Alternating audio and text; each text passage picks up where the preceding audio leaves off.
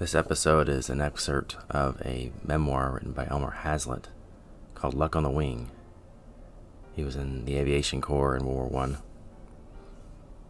The early days in the tool sector are remembered by the aviators, and the observation end of the game as quiet ones. All the time I was there with the Americans, and I'd never even seen a Bosch plane.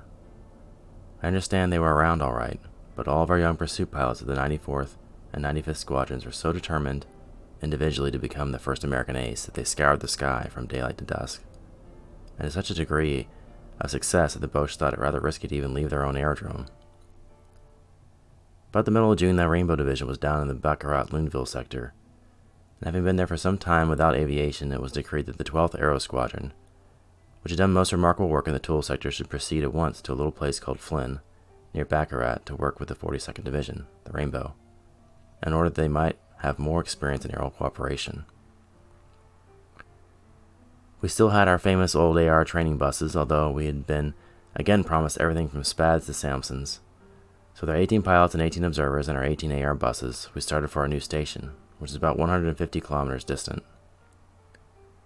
We were supposed to begin work on the following day, just as an actual battle, for we were simulating a real active battle move.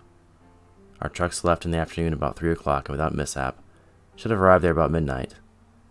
The planes would wait until the next morning and fly down. The truck train got there all right and got busy fixing up quarters and getting ready for immediate operations. We expected to see our famous 18 planes arrive in a well-organized, close formation at about 11 o'clock that morning.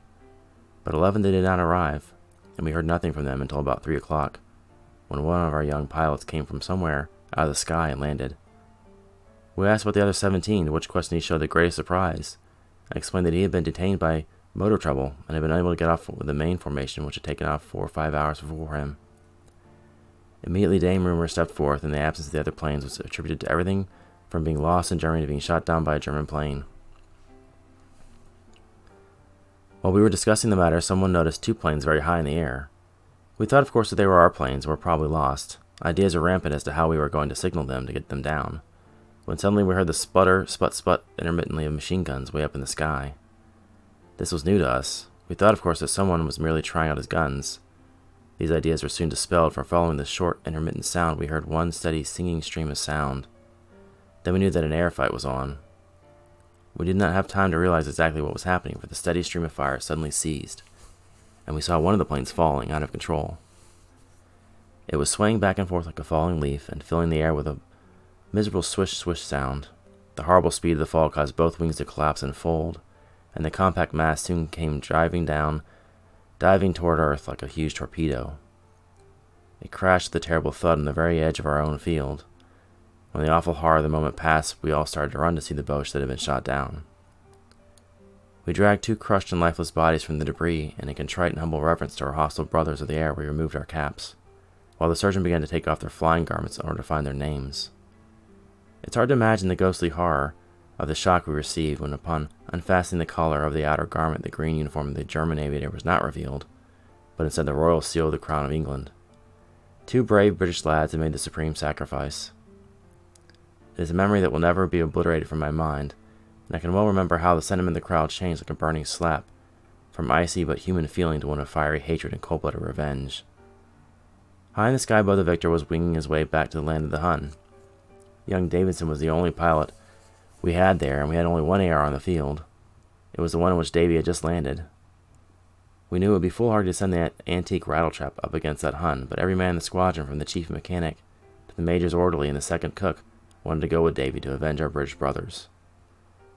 Davy and his observer, however, took off, but only got several hundred feet when the motor stopped. We had no more gasoline, but the Hun was already too far toward home, and our AR could never have climbed the altitude at which the Boche was flying, so we were obliged to give it up. There was no loss of morale, however. Matters were too serious to even think of that. The thing that was worrying us was that what had happened to our other 17 planes. Had they all met the fate of the British Tommies? Had they too been caught unawares, for a lot of them had flown with mechanics at the observers' guns? They had undoubtedly lost their formation, and in straggling about, it was quite easy to suppose that they too had become an easy prey for the Hun in the sun. Believe me, we worried. Not very long afterwards, a French soldier came along and handed us some messages which had been received at the French telegraph exchange in a nearby village. They were all from our aviators, and the wires indicated that they were scattered all over that country from Nancy to Chaumont and from Colombey-les-Belles to Luneville. The whole bunch had gotten lost, and in trying to pick their separate ways, they had certainly made a mess of it. I expected to hear of some landing at Paris or Bordeaux, but while they did not do that, after we finally plotted their various locations on our map, take it from me, it was a study in polka dots. One by one they drifted in and outside of one valuable plane that had to be salvaged in a couple of days we were able to work. Brereton did not arrive with the squadron. He had been ordered to General Headquarters for a conference of some importance, which occasioned him some delay. The morning he arrived, however, he brought Henderson, Harold, and Hopkins along. They had been detached from us at Toul in order to take a gunnery course at Cassau in the south of France. Henderson again took over his duties as operations officer. Brereton called me in his office and told me a big secret. He said there were big things ahead, that we were going to Chateau Thierry quite soon, that he would be chief of the air service for the First Corps, and that I would be made a captain and operations officer for the Corps. He asked me how many times I had been over the lines in the last month, to which I answered it was about 30 times. He said that was too much, and that I needed a rest. He then told me I should not fly anymore for a couple of weeks, so I took him at his word and settled down for a rest. And meanwhile, forming plans for my new job, I strutted around the squadron, and gave as my reasons for retiring that it was for my nerves and the doctor had so ordered. The boys all fell for this line, and they were very thoughtful of me and asked me many times each day to the condition of my nerves. In a few days, the 42nd Division was ordered out of the line in order to prepare themselves for the affair which we afterwards learned was Chateau Thierry, and the 77th, which was the first National Army unit to go in the trenches, was ordered in the line. The artillery was not yet ready for work, so some of the 42nd Artillery stayed over to support them. The first morning after the 77th took its place in the trenches, the Germans pulled off a raid, the result of which put about 600 of the 77th in a hospital from gas and wounds. When the raid came off, the first reports we got from the French at daybreak, they said that the Boche had attacked along the entire divisional front from Domève to Badonviller, and that we should send out a plane at once and find the line, in order that the general might know where to send reinforcements. It was Lieutenant Hopkins' turn on the alert duty, so he took off right after daylight in the execution of his first mission over the lines. Hopkins had lots of courage, he was a brave fellow, and he got tangled up with the Archies, and a huge piece of shell tore away a part of his knee, but he stayed right up there trying to execute his mission until he realized he was losing consciousness from loss of blood. I knew nothing about the attack and was still in bed when they dragged old Hoppy in. This looked like exciting business for us when they dragged Hoppy in. I got up and began to pay attention. Meanwhile, they had got to the next man on the H list, Lieutenant Armand F. Harold, whom I knew quite well, and he had already been sent out to get the line. I helped lift Hopkins into ambulance and to be taken to the hospital, and then went over to get my breakfast. I was about half finished when someone rushed in and said that Harold was also coming in. Of course, we hurried out just as the plane taxied up to the hangar. The mechanics lifted Harold out of the plane with his right leg shattered at the ankle by machine gun bullets fired from the ground. He, of course, had been unable to get the line of our troops, but gamely stated that he had gone the limit to find our troops, having flown most of the time at about 200 meters. I saw Brereton looking around for a new crew to send out. I knew my name began with H, but I knew also that I had been put on the resting list, and furthermore was sick. According to the doctor, so my mind was perfectly at ease. There were others in our squadron whose names began with H, among them Henderson, Harwood, and Hines, and we were not restricted to H's. But Mary J. Brereton was known to do funny things. I was starting into the mess shack to finish my breakfast when I heard that familiar voice, and its equally familiar inflection, demand with a tone of final decision. "Where's Haslett?" I had a creepy feeling running all over my ribs, for I knew it was an off day. Brereton came into the mess hall after me. I certainly had not gone out to seek him. Then he showed the first and only sign of weakness I ever knew him to display. "Haslett," he said, "do you want to go and finish this mission?" Always before he would have said, "Haslett, go and do this mission." I never answered yes or no, for I could not honestly answer yes, and I dared not answer no. I simply started to get my flying clothes. Johnny Miller, who had been the pilot for Hopkins in the first attempt, and who afterwards was killed at Chateau Thierry, begged Brereton to be permitted to fly and finish the job. Brereton agreed. We got into an AR plane, and I fairly filled the cockpit with signal rockets for the infantry. I was determined that there should be no reason for the infantry claiming they did not see any rockets. Johnny gave her the gun, but as we left the ground, the engine failed. We got the plane back to Earth without a crash, although we were quite near to one, and that was a premonition for me. I'd always figured that if anything mechanical failed, it was certainly a sign that I had no business in the air that day. When that engine failed, I told myself, goodbye. I felt my time had come. We jumped out and got into another plane, which was the one they had brought Harold back in. The cockpit was spattered from one end to the other with blood. but we didn't have much choice in planes, so we had to take what we would run. The sight of that blood and honest-to-goodness downright fear caused me to grow momentarily weak. I wanted to get out, take the count, and worse. As we were getting ready to take off, one of my very dearest old friends ran out of the plane, all excited, as if the spirit had suddenly moved him. It was Captain Pop Hines, who was killed later that same day in an airplane accident. "Haslett, God bless you, old boy," he said, fairly weeping. "Something tells me this is an off day and that you're not going to come back. You've taken too many chances already. I don't want you to go, old man." Believe me, that took all the pep I ever had out of me. I leaned over the side of the fuselage and, patting him on the back, said, "Pop, don't let it worry you. I'm the luckiest guy in the world. They can't get me." And in my soul I thought, well, those are my last words. They're not half bad at that. How would they look on my tombstone? So I gave Johnny the high sign and we took off. I could see Johnny was nervous because in taking off the wing almost scraped the ground. Harold had told me where he thought he had seen a panel displayed by the infantry, so I first looked that place over, and then we flew along the front exactly 500 meters above where the line was supposed to be. I began shooting off my fire rocket signals to the infantry in order to get them to put out their white panels, from which I can mark their location on my map. But regardless of the many rockets I fired, they did not put out a single panel. We went down to 400 meters, flew along the line for fully 25 minutes, and fired rockets, rockets, rockets. Still, there was no sign of a panel on the ground. Down to 300 we went. No panels yet.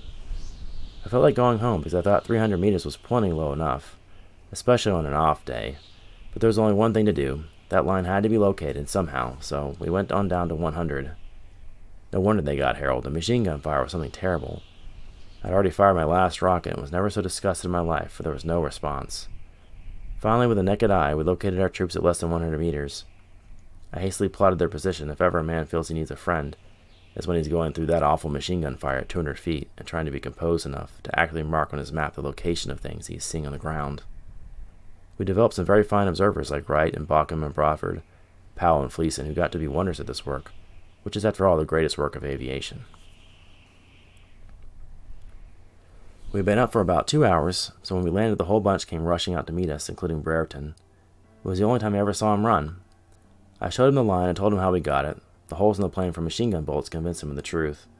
I told him I would hazard my little reputation that the doughboys did not have any panels to put out. If they had displayed them, I certainly would have seen them.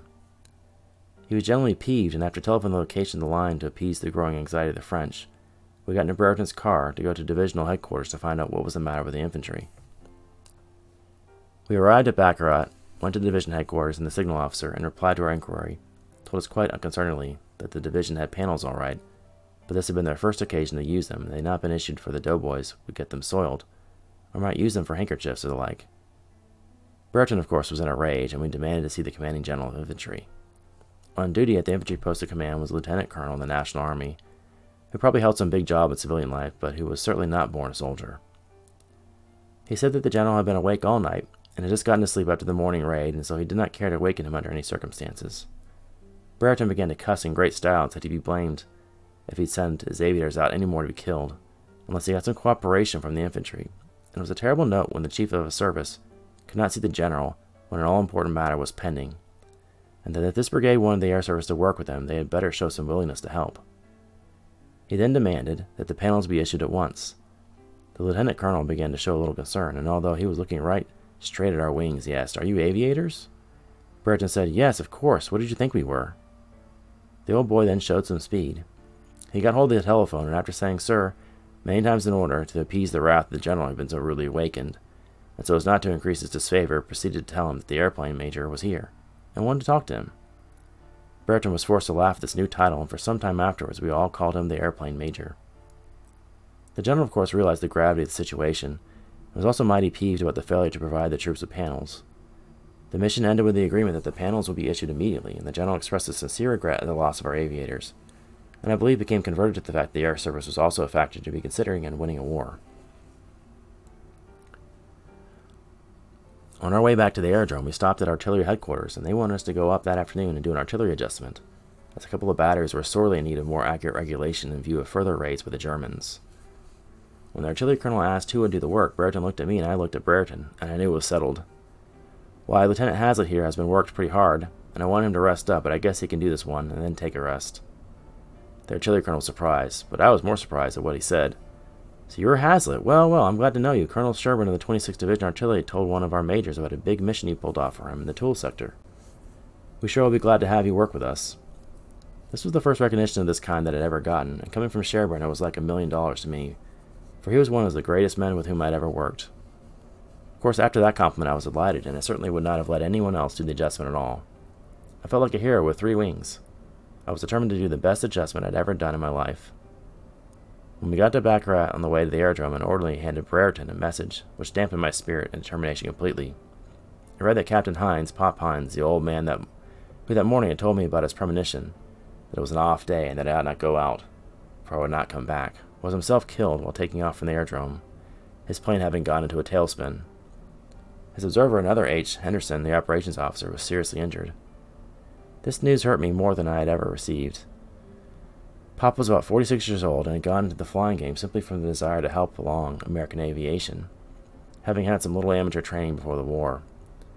We tried our best to get him back from the front because we realized that the old fellow didn't have much of a show against the Hun and under actual fighting conditions, but Pop would not go back.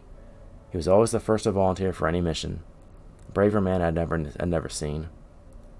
He was a real daddy to us all, and his great human understanding and sympathy caused us to pay him a marked deference and respect. He often won a lot of money from the officers playing poker, but in his character's unselfishness, he spent it all for candy, cigars, cigarettes, and tobacco for the enlisted men and mechanics. He was their idol, and there was little, if anything, that they would not do for him.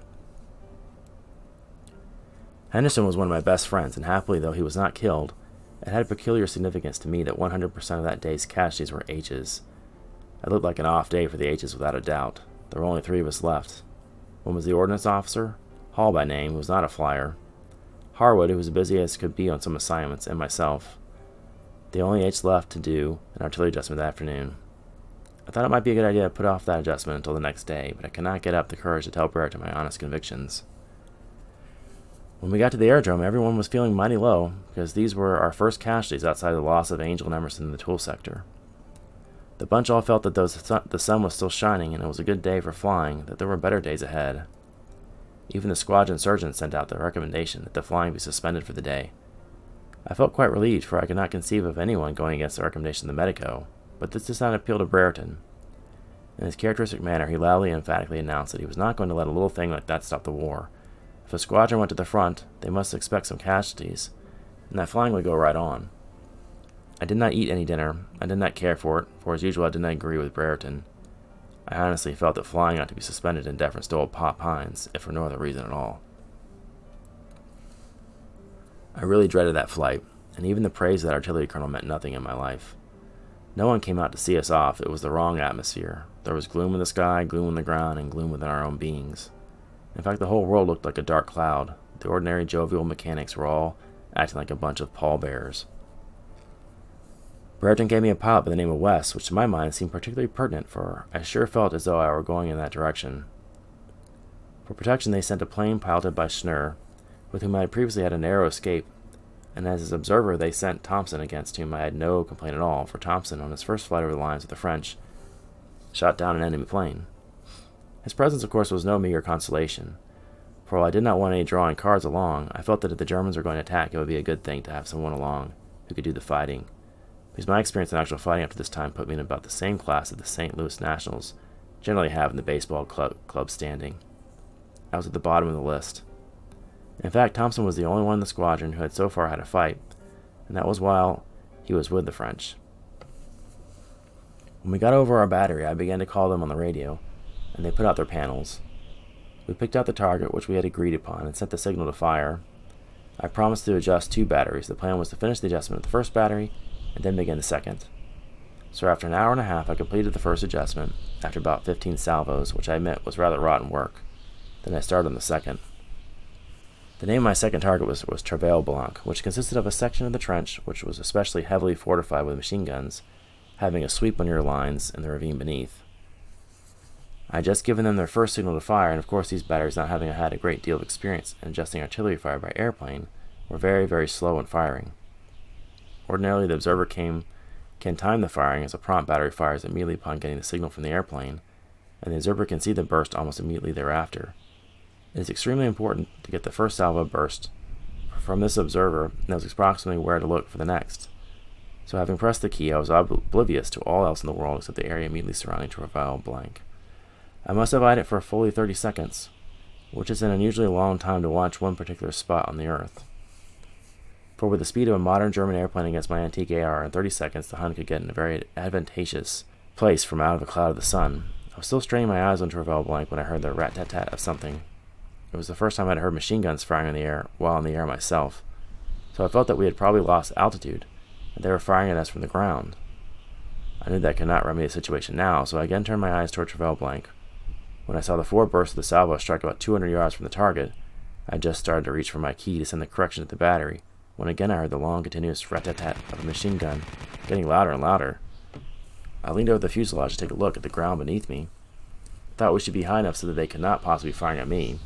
I could not figure what it was. I wondered where Schnurr and Thompson, my protectors, were, so I began to scan the air directly above me. As I threw my head backwards, a streak of fire across my face barely missed me. I realized that white work, Revel Blanc, was all wrong. My immediate target was dirty work, for instead of seeing my protecting plane above me, there was bearing down upon us with a speed that was indescribable and spitting 1,000 balls of deadly fire at me every minute, a German Albatross scout fighter, and directly behind it were two others of the same type. The Hun was already not over 100 feet from me, and was coming on every iota of a second with the speed of lightning, and with a deadly accuracy of fire that seemed to preclude any defense. I had been caught napping, and it was now only a question of which one of the thousands of bullets that were flashing all around me that would get me first. He was so close that had it been necessary for me to move my machine gun one particle of an inch, he would have finished with me before I could have fired a single shot. The Hun very well knew that he had caught me unawares, and that I could not possibly do anything to defend myself. Like a flash, my finger flew to the trigger of my machine gun, which was resting in its ordinary position on the turrel. I did not move it an inch, for fortune had pointed it directly in the line with the oncoming German. Already the bullets began singing from my gun, and by the grace of good fortune, they were going directly into him. On he came, and it seemed that a collision was unavoidable. Then with the speed of lightning he dived under me. West saw this dive and sharply banked the plane to keep me in a firing position, and as the Boche began to zoom to a position under my tail, I again let him have it. I was surprised at the apparent accuracy of my guns. The Hun made a loop and dived toward home. I knew it was disabled and could not come back. There were still two other enemy planes coming on, but strange things happened in the air, for the other two did not fire a single shot, but turned and flew toward a light fringe of clouds high above us. I have never, however, been able to account for their failure to attack simultaneously with the attack of the first. For once I was close enough to a Hun to see not only the Iron Maltese Cross, but also the fatal cross that stared me squarely in the face. It is not a pleasant feeling. The first plane got to the Germany all right, but I am quite sure he was forced to land before he reached his aerodrome. I have a hunch, too, that he took his machine guns out on a cement sidewalk and broke them to pieces. For if ever an aviator had the death grip on his adversary, they all had it on me. In a moment I saw Schnurr and Thompson, who were flying quite low. It seems that they were attacked first, which accounts for the first gunshots I heard. And the Hun having gotten on their tail first, they were forced to dive. In a few minutes the two Huns in the cloud were joined by a third, but fortunately the sun was on our side, so the only thing to do was to watch that cloud. Regardless of these Huns, Schnurr and Thompson began climbing and soon reached their position directly behind us. I wanted to go home in the worst way, but the first law we learned was that the presence of enemy planes is no excuse in observation for failure to perform the mission assigned. For once in my career I had completely lost my courage and pointed toward home. The starch had been taken out of me completely, and it was quite immaterial to me what anyone wanted to think about our quitting. I felt that enough was enough, and I had more than enough. As we passed over our battery, however, my mind turned to that new division, which had just come in that morning, and who were doing their first service in the lines. In fact, it was the first time one of our National Army divisions had been placed in the line. They had been gassed on their first day. What would they think? This thought of what those lads in the trenches, who of course had seen the entire fight, would say when they saw an American aviator quit, changed my whole attitude, and to be frank, saved me from becoming a downright coward. I knew that nothing helped the morale of the doughboys more than to see American nerve displayed in the air, and on the other hand, nothing pulled them down more than to see the lack of it. So I shook the plane and motioned West to turn around. I threw my switch in, clutched the key, and with an unsteady hand proceeded to send the correction of the first salvo, which I'd seen, but which I almost had not lived to report. I afterwards learned that the boys at the radio receive set at their artillery checked each other up on the receipt of this message, so dubious were they that it had been sent from our plane.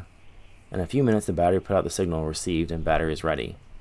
I then told West to fly in the direction of the line, and the three Huns, although I knew quite well if we flew that way we were going to be attacked. But would it be a sportier combat at least, for I had been caught asleep for the first and only time. I gave the wireless signal to the battery to fire, but I confess I was not looking at the white work target. I was keeping an eye on the 3 Boches in the sky, looking for more dirty work. The Huns made no sign whatever to attack. They simply kept circling above us in that slender line of clouds. This was the worst adjustment I have ever been guilty of performing. I simply could not watch the target. We went ahead for an hour and 15 minutes, and during that time we fired a total of 17 salvos, of which I saw but 7, for my mind was not on the work. I was busy with the cloud. At the end of the 17 salvos, the Huns came out of the sky and started in our direction. They playfully changed their course and flew back into Hunland. I watched them until they were completely out of sight, for I knew they would have to go home sometime. Actually, I was never so relieved in my life, not for the reason that we were safe from further interruption, but from the fact that we had buffaloed them and were the winners of the day's combat against great odds.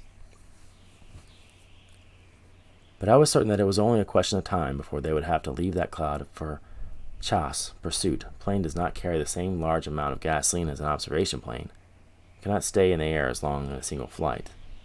I was delighted and beaming all over, especially happy to think, or rather imagine, what was taking place in the trenches below us. Those hard-boiled doughboys were perhaps congratulating themselves that they too were Americans. Our gas was running extremely low, and was getting late in the evening, but with 2 additional salvos when my mind was free from enemy planes, we succeeded in putting the battery directly on the target. We then signaled for destruction fire and signaled that we were going home. Right above the aerodrome, the motor stopped and we had to glide in. We had used our last drop of gasoline. As the aerodrome was only 12 kilometers from the line, everyone had seen the fight and had seen us stick it out.